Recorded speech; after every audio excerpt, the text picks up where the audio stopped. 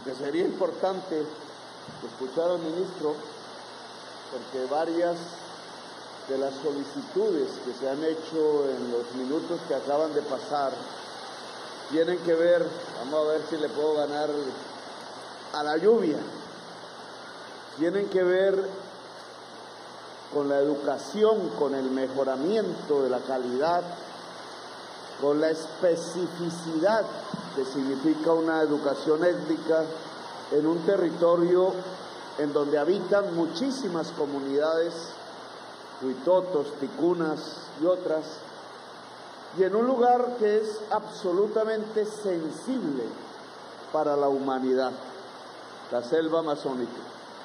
A ver los que se están mojando allá un poquito más adentro.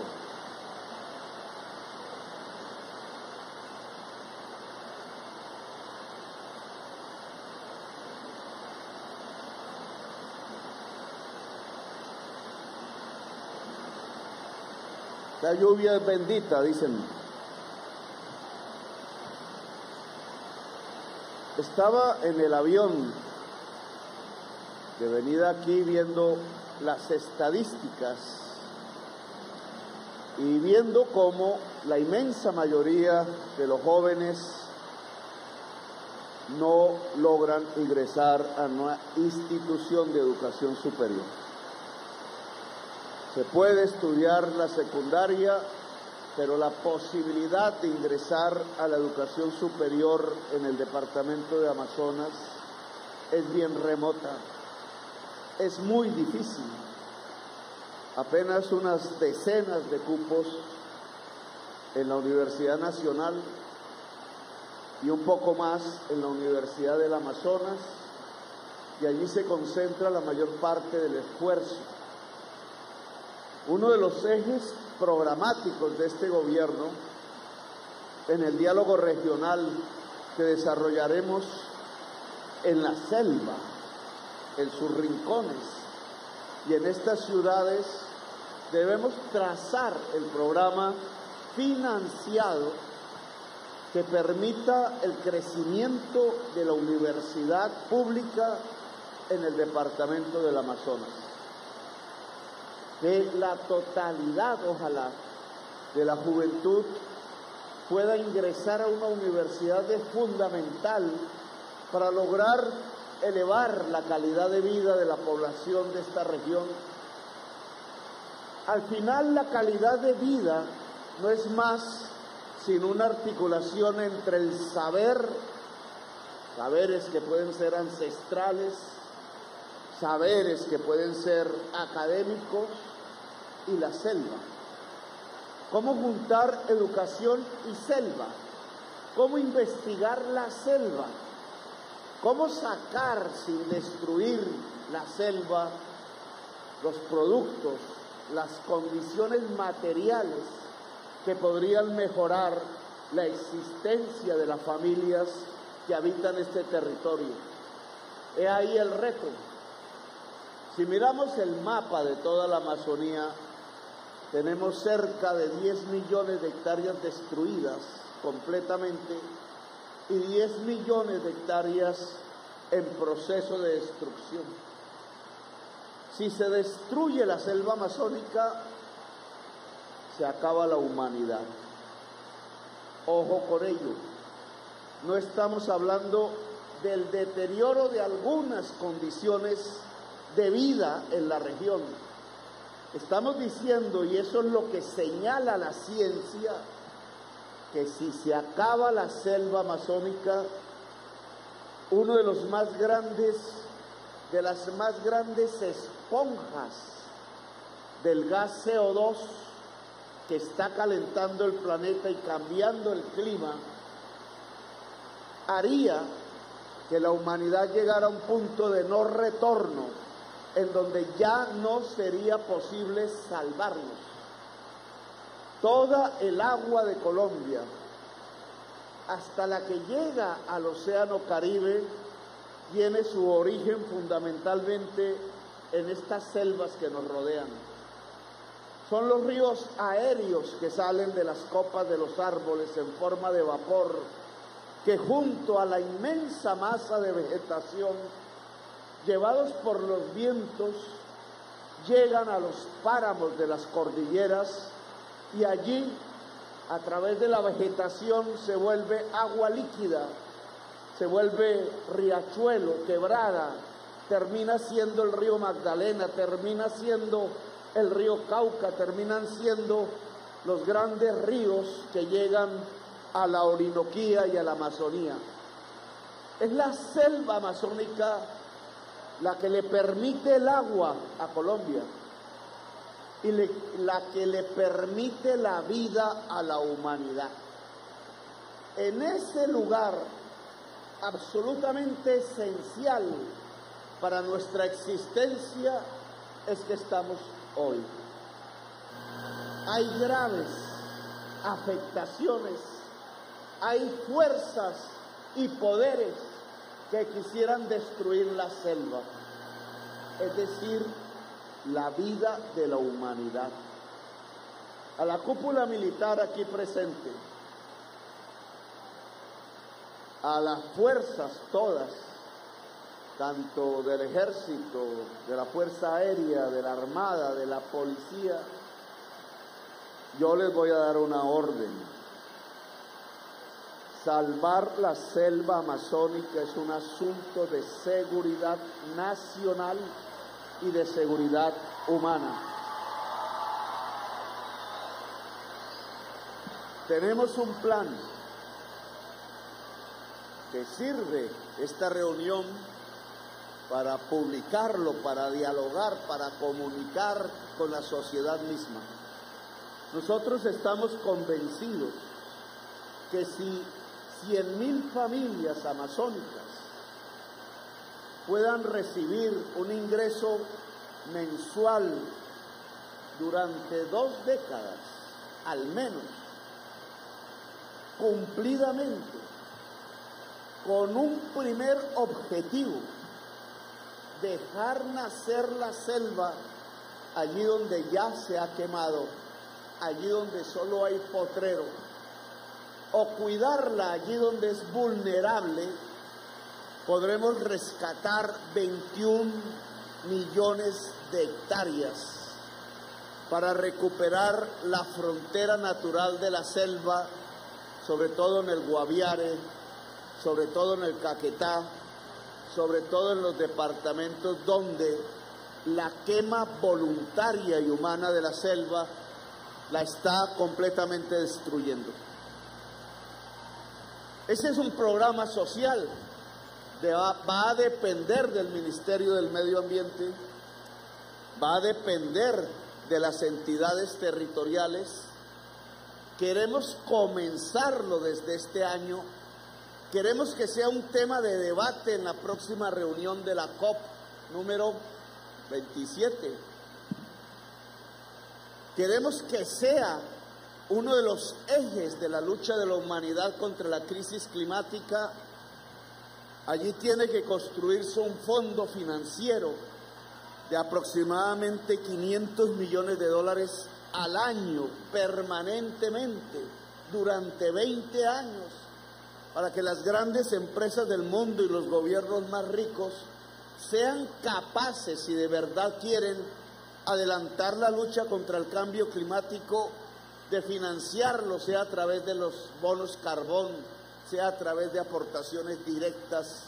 Bonos carbón que no deben ser instrumentos, y en esto le pido a la policía una especial vigilancia, para especular financieramente con las comunidades indígenas.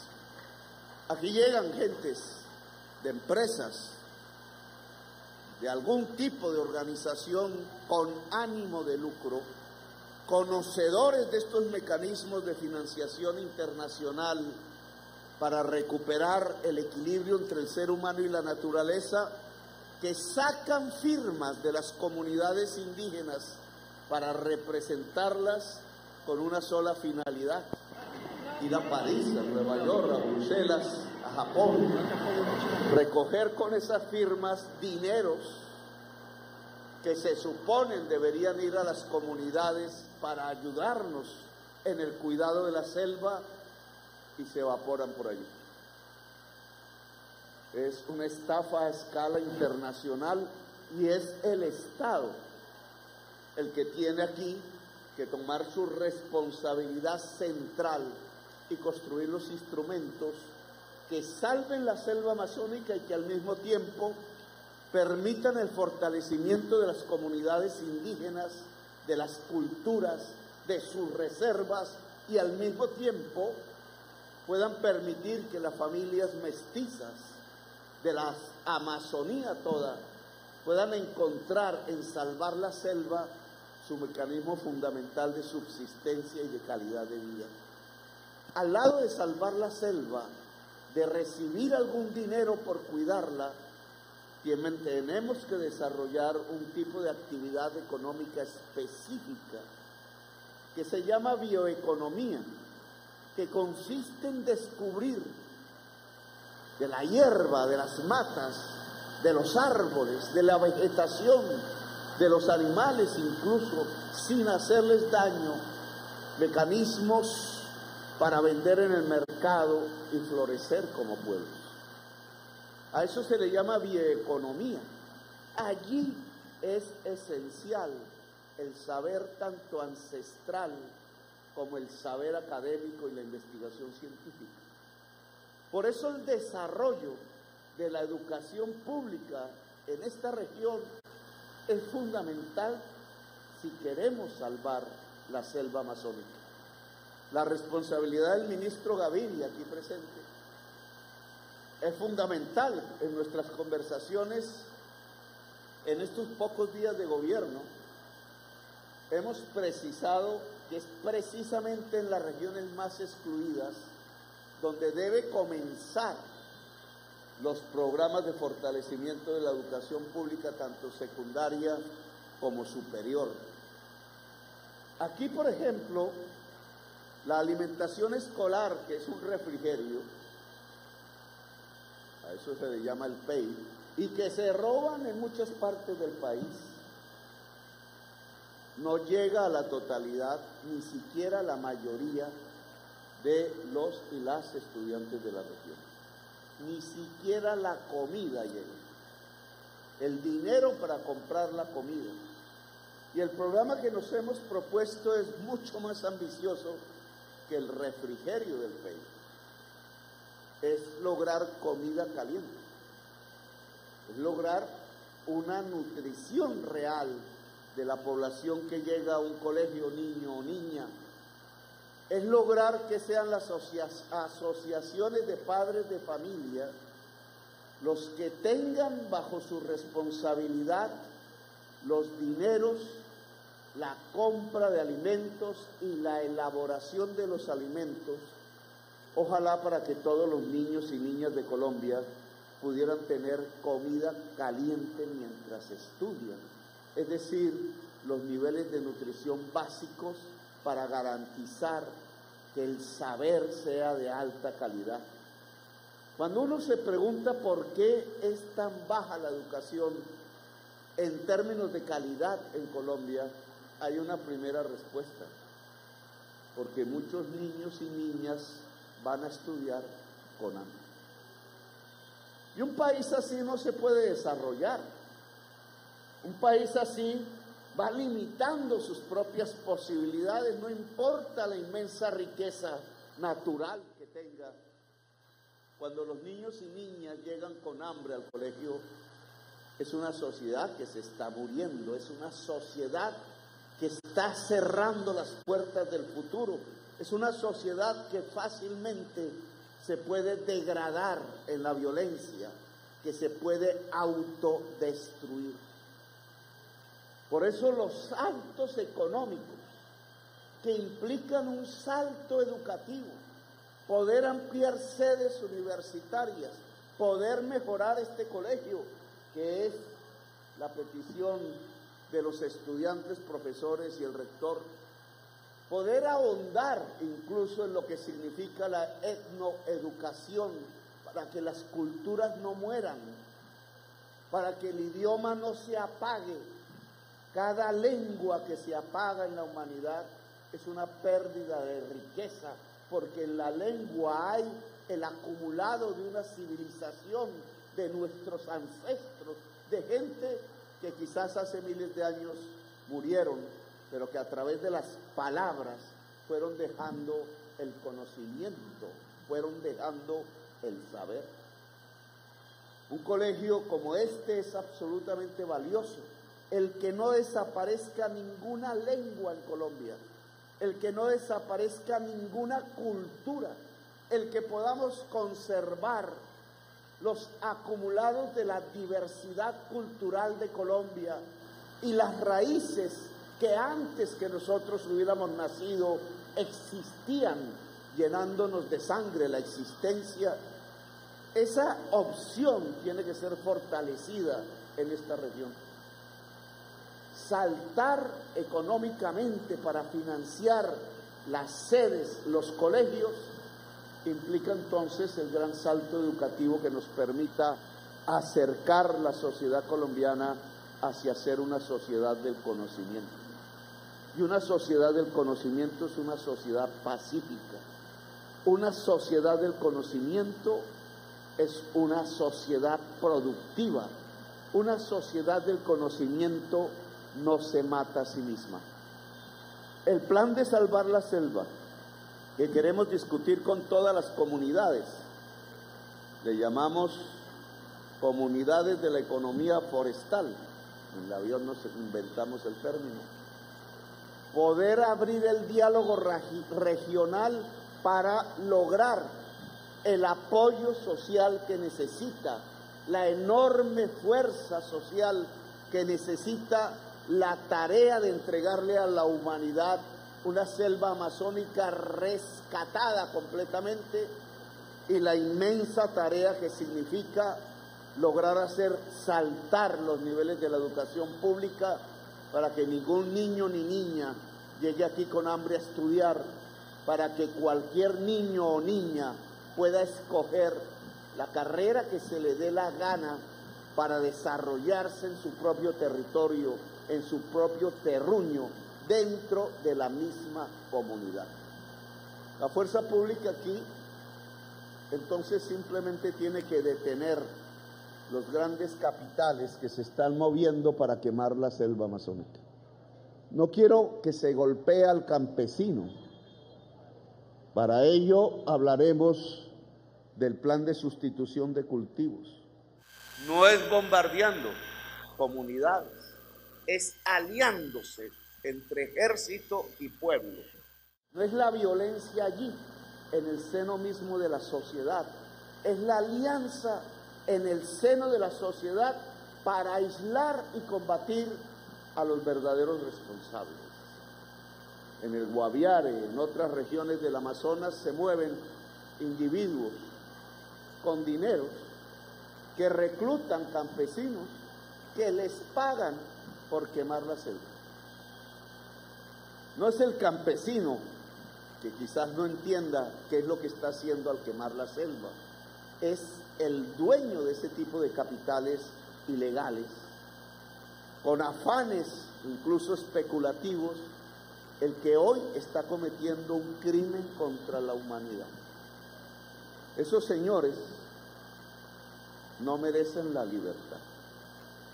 Es tan grande el crimen en términos de poner en peligro la existencia de toda la humanidad que deben ser capturados.